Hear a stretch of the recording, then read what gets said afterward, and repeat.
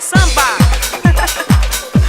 Ça y est, on est là, Copa del Mundo do Brasil 2014. Tiro but se met en mode tiro butinho pendant un mois. Ce soir, c'est le match d'ouverture de la 20e Coupe du Monde de l'histoire, Brésil-Croatie. Une Coupe du Monde au pays du football, même si c'est l'Angleterre qui a inventé les règles et la France qui a créé les compétitions, on est au pays de ceux qui les gagnent. Le Brésil, un théâtre de rêve pour la plus belle des compétitions de football. Qui va gagner la coupe ?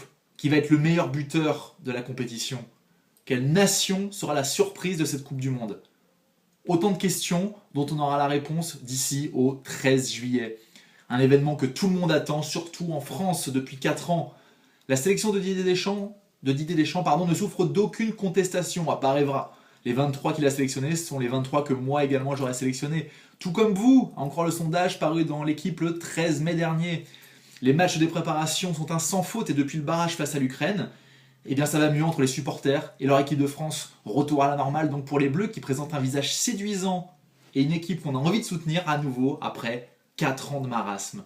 Je ne ferai pas partie de ceux qui crient à leur famille après une défaite et qui chantent les louanges après 2 victoires d'affilée.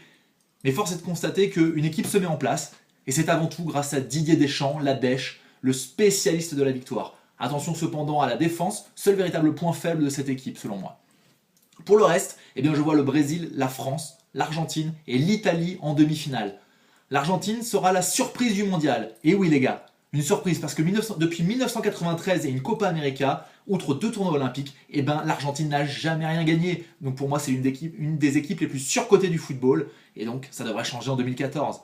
Le Nigeria devrait être la meilleure équipe africaine du mondial, mais ne devrait pas passer les 8e de finale a priori.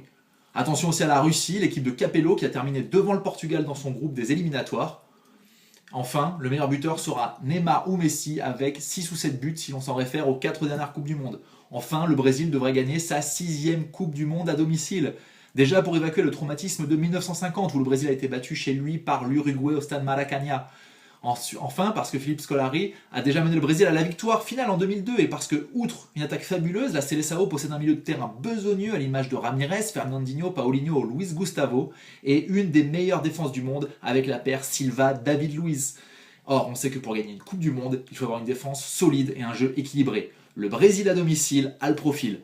Dans cette équipe, seul le gardien pose question, mais comme à chaque fois en Seleção. Voilà un petit peu mes prévisions pour ce mondial brésilien. N'hésitez pas à me faire part de votre point de vue et de vos prévisions sur le blog tirobut.wordpress.com, le Twitter @tirobut et la page Facebook du blog. On se retrouve très vite pour suivre la Coupe du Monde sur Tirobut. Il me reste à vous souhaiter une magnifique Coupe du Monde au Brésil. C'est une chance de voir ça. Allez, salut, profitez bien et vive Val.